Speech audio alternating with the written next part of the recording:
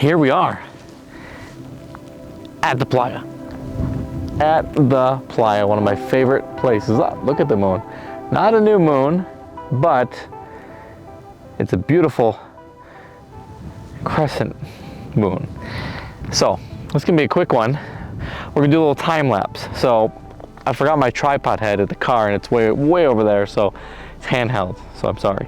But what we're doing right now is we have a beautiful setup. We have a beautiful trail here on the Sailing Stone, and here's what we're looking at in terms of a composition. It's tough to really see. We just did our blue hour shot just to get the entire foreground in sharp focus at f5.6. So we have sharp, long focus of not only the foreground, but also the beautiful texture of the playa, the mountains in the background.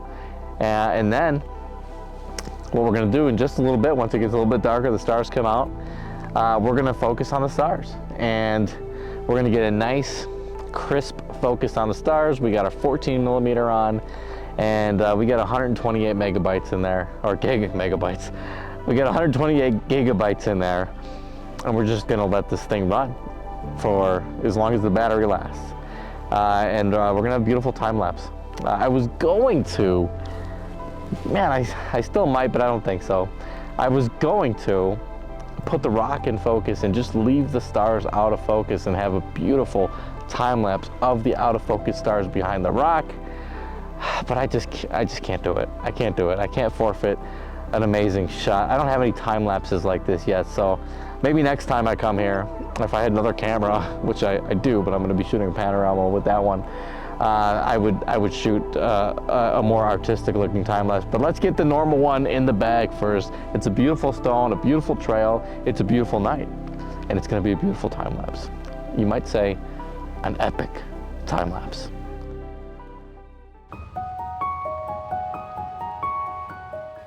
There are so many things that I love about this time lapse. I love the beautiful textures in the clay. I love the rolling clouds and how they interact with the stars. But most of all, I love the air glow and how it evolves throughout the night. It starts as a pinkish color and ends as a beautiful turquoise blue color. I didn't adjust any of the colors. This is just a natural progression of the night. I can't help but to assign a certain wisdom to this stone. It's just out there in this remote, pristine, and at times extremely volatile place, just sitting in solitude, absorbing the incredible peace and the violent fury of nature. It was here before us, and it'll be here after us, our lives passing through like stars in the night sky.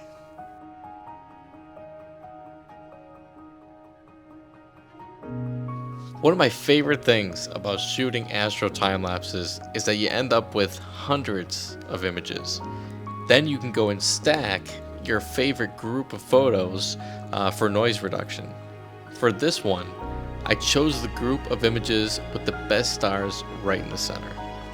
I gotta say, I really like how this image came out. I absolutely love the textures in the clay. I love how the dark color of the rock is a perfect contrast against the playa. I love how when I stack the images, the starry sky has virtually no noise.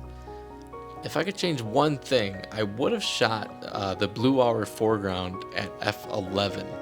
The focus trails off towards the middle of the frame.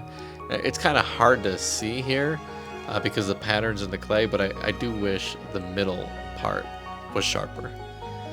Overall though, it was a great night and I'm happy with everything I got. I was so happy that I ordered the biggest print they would make and I hung it in my living room. If you stuck around to the end of the video, I really appreciate it. Do me one last favor and like the video on the way out, and I'll see you next time.